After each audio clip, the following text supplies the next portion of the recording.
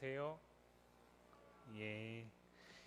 이번 주 많이 더워가지고 또 시험을 준비하는데 많이 힘들었을 것 같습니다. 네, 그렇죠. 예. 목사님도 너무 힘들더라고요. 어, 정말 이번 주 금요일이 7월 1일이었잖아요. 그러니까 주 초에는 6월이었죠. 6월인데 이렇게 더우면 7, 8월을 어떻게 사나 막 그런 고민들을 엄청 많이 할 만큼 더웠습니다. 그런데 또 우리가 더워서 힘들긴 하지만 그러나 또 위쪽에는 비가 참 많이 왔다 그러더라고요. 그리고 또 그로 인해서 많은 피해들도 있었고 또 하나님께서 우리가 생각하기에는 이게 복인가 싶지만 그러나 또 하나님께서 우리에게 가장 좋은 것을 늘 공급하시는 것을 우리가 고백함이 또 필요할 것 같고 우리가 또는 이렇게 모여서 예배할 수 있는 것 하나님께서 여러분들에게 믿음을 주셔서 시험 기간임에도 불구하고 예배가 더 중요하다라는 분명한 마음과 또 여러분들의 건강을 지켜주시고 또 상황과 환경을 하나님께서 보호하여 주셔서 우리가 오늘 또 한 주를 시작하며 예배할 수 있지 않나 싶어요. 여러분들 뭐 1학기 기말고사 부담이 많이 되겠지만 그러나 또 분명히 지나갑니다. 지난주에도 말씀드렸지만 분명히 지나가고 그거보다 더 중요한 게 우리에게 분명히 있음을 알기 때문에 우리 오늘 모인 거잖아요. 그죠? 우리 옆에 있는 친구들과 한번 이렇게 선배 후배 이렇게 한번 격려해 볼까요? 우리 지금 충분히 잘하고 있어. 한번 격려해 봅시다. 잘하고 있는지 잘 모르겠군요. 그죠? 네. 지금은 우리가 다 알 수 없지만 분명히 잘하고 있습니다. 분명히 잘하고 있고 하나님께서 우리 오늘 회장이 기도한 것처럼 우리의 삶 속에서 하나님께서 간섭하시고 그 가운데서 돌보시고 또 지키시고 여러분들의 시험을 앞두고 있는 마음을 다 헤아려 주시고 계시다라는 사실을 믿으실 수 있기를 바라요. 예, 우리가 6월달까지 함께 구약 성경을 가지고 하나님 나라에 대한 부분을 살펴봤습니다. 그 하나님 나라의 이제 시작은 하나님의 약속에 있지만 그 하나님 나라의 실제적인 실현은 예수님의 오심을 통해서 시작되거든요. 그래서 오늘 우리는 이제 2학기 신약 성경을 가지고 그 예수님의 오심부터 시작되는 하나님 나라에 대한 부분을 함께 살펴보려고 해요. 여러분도 혹시 이런 경험이 있는지 모르겠습니다. 내가 상당히 많이 힘들고 또 지친 상황 속에서 집에 갔는데 집에 불이 다 꺼져 있어요. 그리고 아무런 인기척도 없습니다. 그런 경험들이 혹시 있으신가요? 예. 그럴 때 어떤 마음이 들죠? 쓸쓸하고, 네. 또 저희 아내는 보니까 제가 아래 있잖아요. 그 위에 있잖아요. 저희 사택이 위에 있거든요. 그러니까 한 5초 컷 이 정도밖에 되지 않는데 본인이 이제 혼자라고 생각하고 있어요. 왜냐면 이제 애들이 학교 가고 저는 이제 아래층으로 출근하고 나면은 본인이 집에서 혼자 이제 막 청소기도 밀고 막 이러고 있습니다. 겁이 되게 많아요. 겁이 되게 많아서 제가 이제 어떤 일이 있어서 전화해가지고 나 올라가도 돼 이렇게 물어보고 올라가진 않잖아요. 그죠? 그래서 올라가면 화들짝 놀래요. 아무도 없다라고 생각했는데 이제 내가 나타나서 그리고 본인이 저랑 같이 어디 이제 월요일날 같은 경우에 나갈 때 불을 끄고 나가는 걸 아주 싫어합니다. 왜냐하면 들어왔을 때 불이 꺼져 있는 게 아까 말했듯이 쓸쓸하기도 하고 무섭다 그러더라고요. 그런데 그 쓸쓸함과 무서움을 한 번에 거둘 수 있는 게 뭐예요? 집에 내가 들어와서 불을 켜면 이제 어둠은 사라져 버리잖아요. 그러면 어둠으로 인한 쓸쓸함과 무서움은 더 이상 나에게 함께하지 않죠. 그렇죠? 왜냐하면 빛이 있으니까. 우리가 구약 성경을 통해 하나님 나라를 한 학기 동안 살피면서 결국에 죄로 인해서 무너져 버린 세상은 죄로 인한 결과인 어둠으로 가득 찬 시대였어요. 그 어둠으로 가득 찬 시대 속에서 수없이 많은 죄의 모습들이 나타났던 거죠.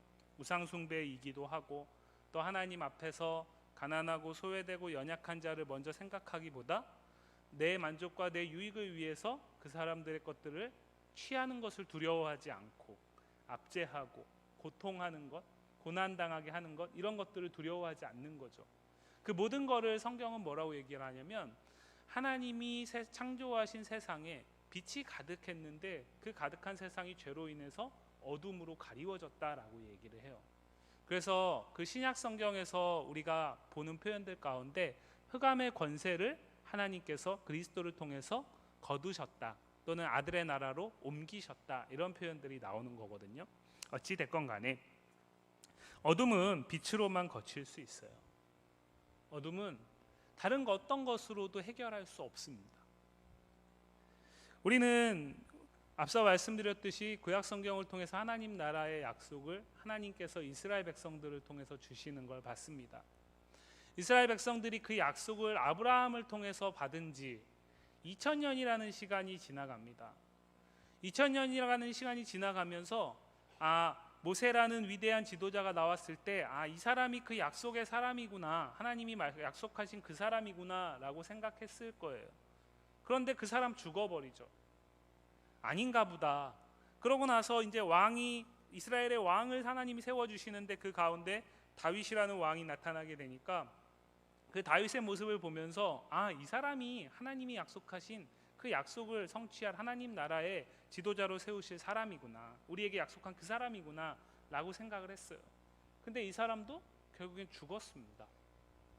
그렇게 하나님이 말씀으로 약속하신 지가 2000년이 지나가고 마지막 2000년에 1600년부터 2000년까지의 이 400년 동안은 하나님이 이제는 그나마 보내던 선지자도 보내지 않고 어떠한 사람들도 나타나지 않습니다. 뭐만 남아있는 거예요? 약속만 남아있는 거예요. 가령 예를 들어서 제가 여러분들에게 길 가다가 누군가를 만났어요. 누군가를 만나가지고 야, 우리 언제 밥 한번 먹자 이렇게 얘기를 했어요. 그럼 약속이잖아요. 그 약속은 남아있는 거죠. 그러면 그 약속은 어떨 때 가치가 있는 거예요? 얼마 되지 않아서 그 친구에게 제가 연락을 해가지고 야, 우리 언제 밥 먹을까? 시간 정하고 뭐 먹을래? 정하고 그렇게 해가 실제로 먹는 것을 통해서 그 약속은 성취가 되는 거잖아요. 그때 가치가 있는 거잖아요. 그런데 제가 그렇게 얘기한 다음에 단 한 달만 지나도 여러분들은 속으로 그 친구는 그렇게 생각할지 몰라요. 목사님은 맨날 말만 해. 그렇게 생각할지 몰라요. 근데 이스라엘 백성들에게 몇 년이에요? 2000년입니다. 2000년이에요. 그리고 그 2000년의 마지막 400년은 하나님이 정말 조금도 말씀하지 않습니다. 그러면서 이 사람들 어떤 생각이 들까요? 이제 하나님의 약속조차를 잊어버리게 되겠죠. 잊어버리게 될 거예요. 목사님이 누군가에게 그 얘기를 했어요. 그런데 그 얘기를 목사님이 만나는 모든 사람들마다 다 그냥 습관처럼 던지는 사람이라고 쳐보죠. 그러면은 저는 기억 못할 거 아니에요. 그러나 그 사람들은, 그 친구들은 기억을 하겠죠. 그런데 제가 기억을 못하니까 그것은 그냥 말로 끝나는 거예요. 한마디로 공수표인 거죠. 그죠? 믿을 수 없는 사람입니다. 이스라엘 백성들에게 가장 큰 절망은 그것이 아니었을까요? 하나님의 약속 가운데서 우리를 크게 하시고 복되게 하시겠다라고 약속하셨는데 결국에는 나라가 망했습니다. 망하게 했습니다. 그걸 받아들이는 것도 참 어려웠는데 다시 돌아온 이스라엘도 썩 형편이 그렇게 낮지는 않습니다. 그리고 가면 갈수록 하나님의 약속은 점점 더 희미해져 갑니다. 더 선명해져도 믿을까 말까인데 더 희미해져 가요. 수없이 많은 시간이 흐르고 하나님이 이제는 말씀도 하지 않으시는 시대 속에서 그 약속을 기억하는 사람은 희귀한 사람인 거죠. 찾기가 어렵습니다. 자, 그럴 때 성경의 무대를 신약으로 옮기고 있어요. 오늘 우리가 함께 읽었던 마태복음은 무엇으로 시작하냐면 예수님은 그 약속 가운데서, 우리가 함께 봤던 구약의 약속 가운데서 오신 분이 분명히 맞다라는 걸로 시작을 해요. 그것이 뭐냐면 우리가 별로 왜 성경에 이게 있지? 내가 이 사람 이거 낳는지 왜 알아야 되지? 이렇게 생각하는 누가 누구를 낳고로 시작하는 족보입니다. 족보. 저희 집 족보가 있어요. 저희 집에 3권짜리 족보가 있어요. 제가 큰아들이라고 저희 집에 갖다 놨어요. 쓸 데가 없어요. 근데 그 족보가 저희 집에서도 쓸 데가 없지만 저희 집이 아닌 다른 집에 가면 정말 쓰레기밖에 안 되겠죠.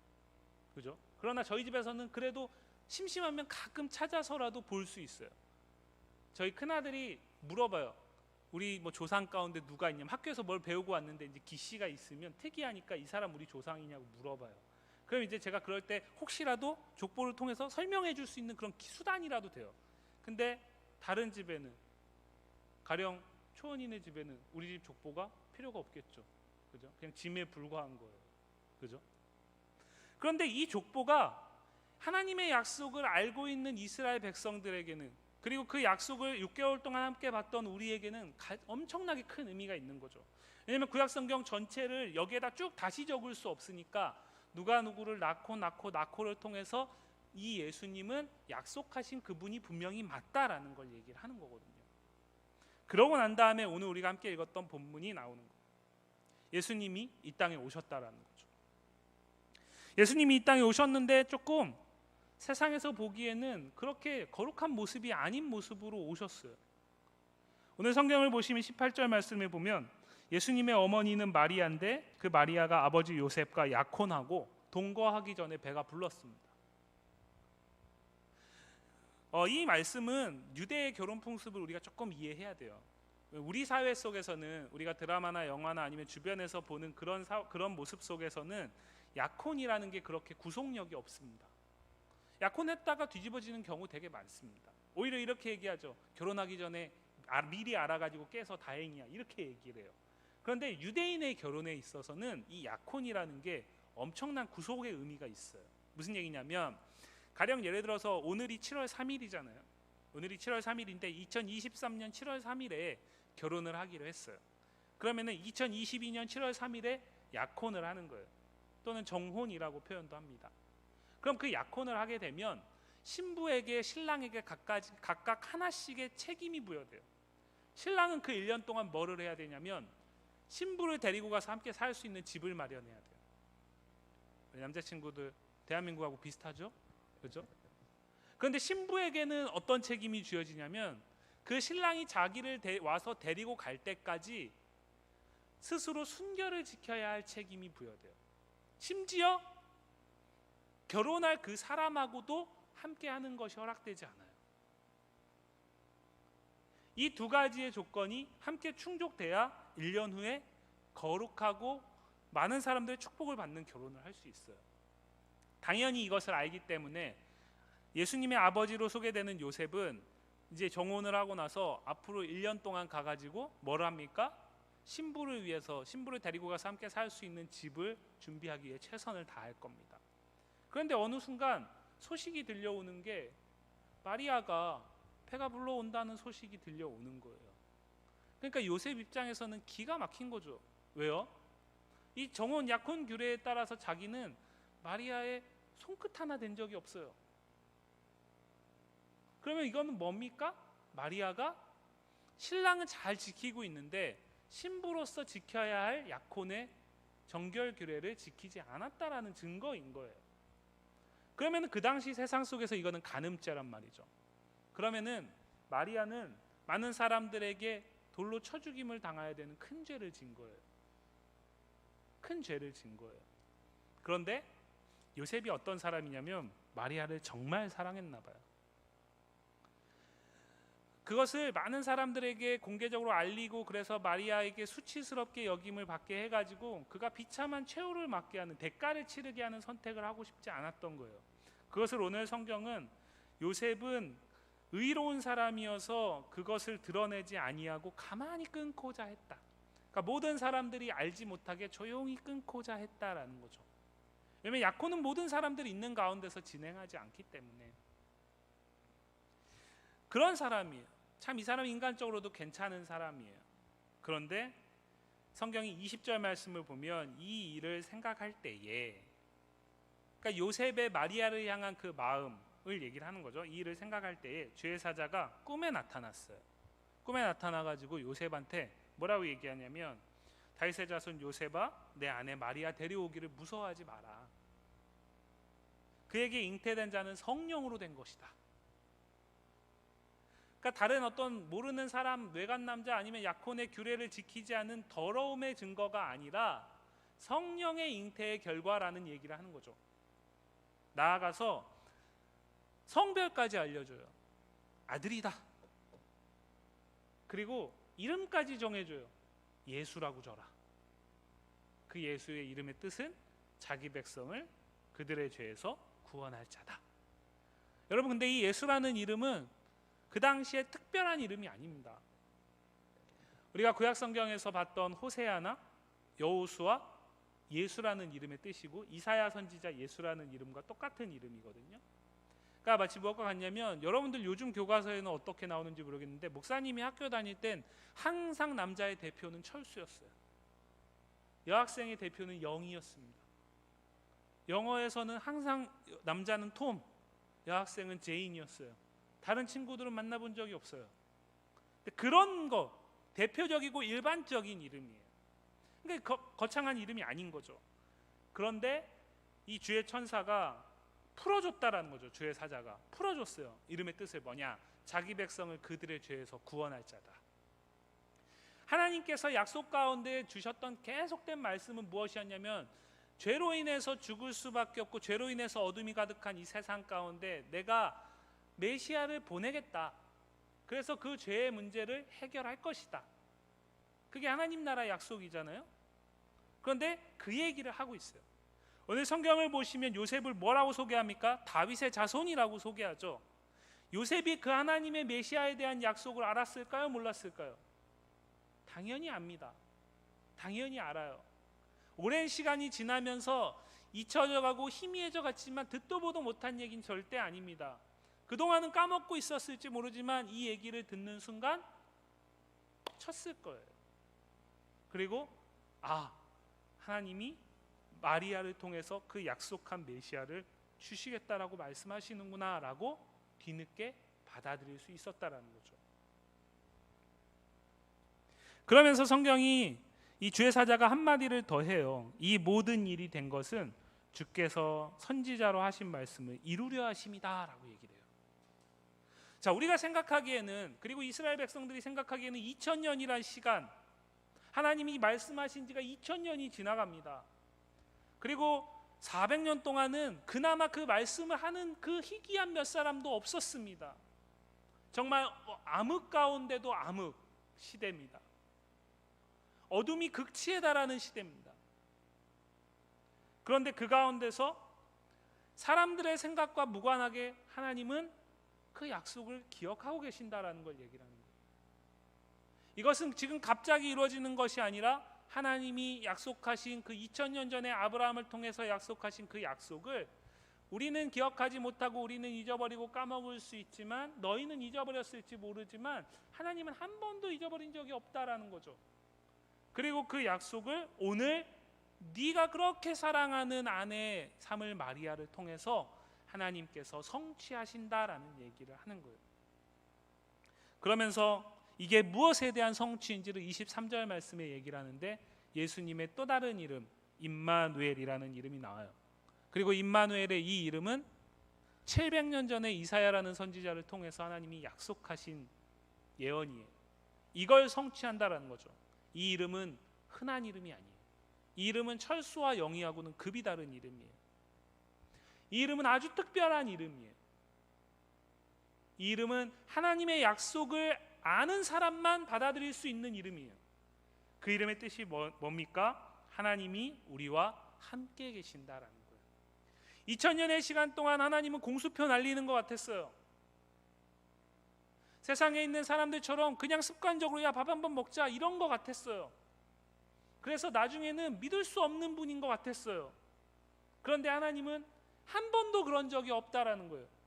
오늘 임마누엘이라는 뜻을 하나님이 우리와 함께 계셨다라고 얘기하지 않습니다. 하나님이 우리와 함께 계신다라고 얘기를 하죠. 계시다라고 얘기를 해요. 뭡니까? 과거형이 아니에요. 현재형입니다.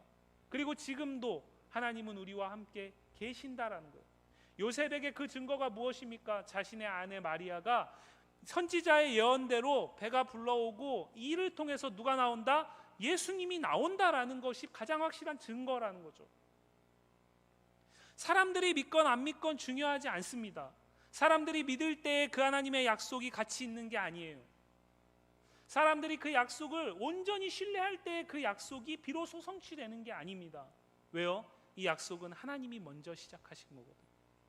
하나님이 먼저 시작하신 것이기 때문에 그 약속을 잊어버리는 연약한 사람들 때문에 그 약속은 파기되지 않습니다. 그 약속은 하나님이 시작하셨기 때문에 하나님이 진행하시고 하나님이 이루어 가시는 거죠. 그렇게 예수님이 이 땅에 오셨어요. 신약 성경은 그것으로 시작해요. 오늘 우리가 가진 성경에는 그렇게 나오지 않지만 마가복음에 가면, 그리고 누가복음에 가면 이 예수님의 오심을 하나님 나라의 시작으로 표현합니다. 그게 무슨 얘기냐면 구약 성경에서 얘기했던 하나님의 약속은 하나님 나라에 대한 약속이에요. 그 약속을 이제 예수님을 통해서 실제로 보게 하시겠다라는 거죠. 그리고 이 약속은 어디를 향하고 있냐면 예수님의 십자가를 지나서 교회를 향하고 있습니다.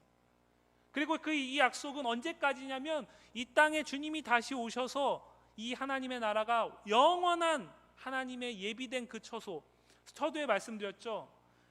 이스라엘의 정원교회에 무엇이 있다고요? 그 날이 올 때까지 그들은 1년을 정했지만 신랑이 1년 만에 집을 못 구하면, 집을 못 만들면 못 데리고 가는 거예요. 그 날을 올 때까지 신부는 기다려야 돼요. 하나님 나라 마찬가지입니다. 하나님 나라 분명히 약속하셨기 때문에 올 겁니다. 우리가 어떻게 믿을 수 있죠? 우리가 믿는 예수님이 이 땅에 오심을 믿기 때문에 그렇죠. 그분이 우리를 위해서 십자가를 지셨다라는 사실을 믿기 때문에 그래요. 그래서 그분은 다시 오셔서 우리에게 약속한 그 하나님 나라를 완성하실 것을 우리는 믿을 수 있는 거예요. 근데 그때까지 그날과 그 시를 우리가 알 수 없어요. 신부가 그날을 알 수 없는 것처럼 알 수 없어요. 신랑은 최선을 다해서 그 나라를 완성하기 위해서 그날을 준비하고 예비하고 지금도 수고하고 있습니다. 그때까지 우리에게 필요한 게 뭐예요? 신랑이 나를 데리러 올 것이다라는 믿음을 가지고 내가 지켜야 할 거룩을 지켜나가는 거죠. 오늘 말씀은 우리에게 그 얘기를 하고 있는 거예요.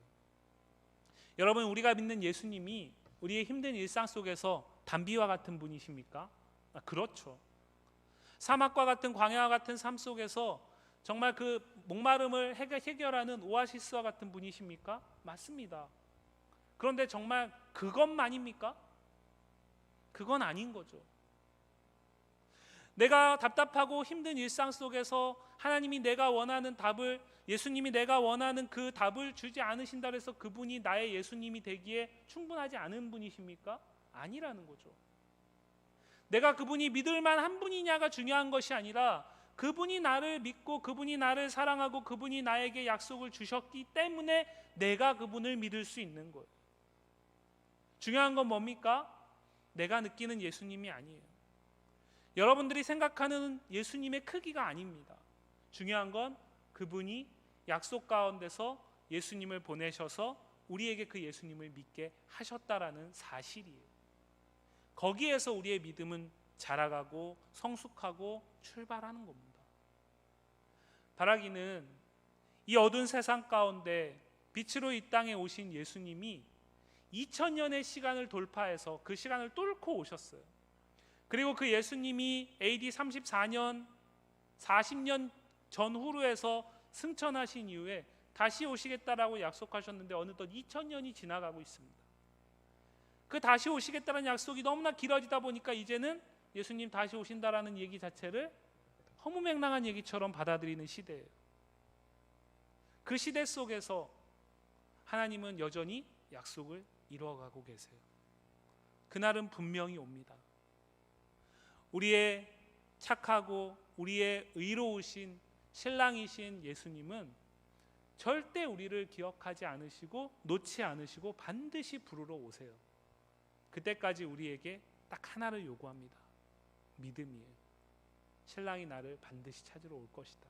나를 위해 지금도 집을 짓고 있고, 그래서 나는 그분 앞에 순결한 신부가 되기 위해서 오늘도 내 삶을 거룩함으로, 거룩한 하나님의 앞에 온전한 예배로서 빚어내야 한다라는 사실을 믿는 거예요. 그리고 그것을 기뻐하는 거예요. 여러분이 마리아라고 한번 생각해 보세요. 요셉이 이제 집을 짓고 나를 데리러 올 겁니다. 그날이 언제인지 기약할 수 없지만, 그러나 그렇게 기다리는 하루하루가 죽지 못해 사는 삶이었을까요? 아니면은 그날이 오기를 학수고대하는 삶이었을까요?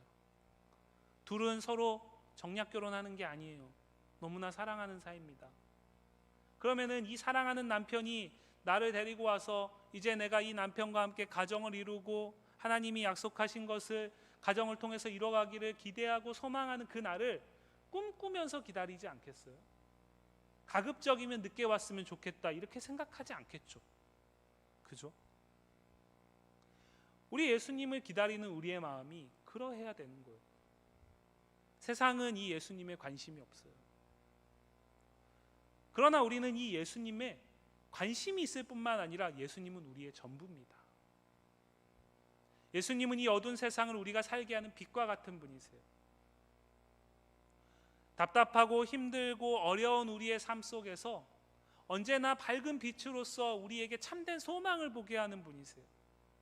그리고 하나님의 약속이 여전히 나를 향하고 있다는 사실을 기억하게 하는 분이세요.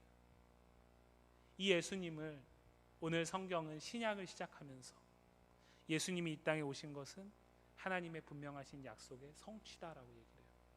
그 약속 여기에서 끝나지 않아요. 우리에게 계속해서 이어지고 있어요. 그러면 그 약속 이루실까요? 이루시지 않을까요?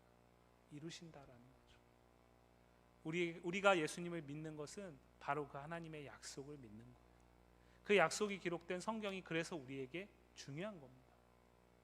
바라기는 여러분들에게, 저와 여러분들에게, 우리에게 우리가 믿는 예수님이 죄로 인해서 어두워지고 죄로 인해서 그 예수님을 생각조차 하지 않는 이 세상 가운데서 그 예수님의 빛 되심을 발견할 수 있는 우리의 믿음의 시작이 되길 원하고, 나아가서 그 어둠을 밝힐 수 있는 유일한 빛 되신 예수님을 우리를 통해서 하나님께서 하나님의 나라를 시작하시고 이루어 가시고 나누어 가시고 확장하시겠다라고 성경을 통해 약속하시는데, 그 약속이 우리를 통해서 이루어질 것을 확신함으로 오늘을 거룩한 신부로서 살아갈 수 있기를 간절히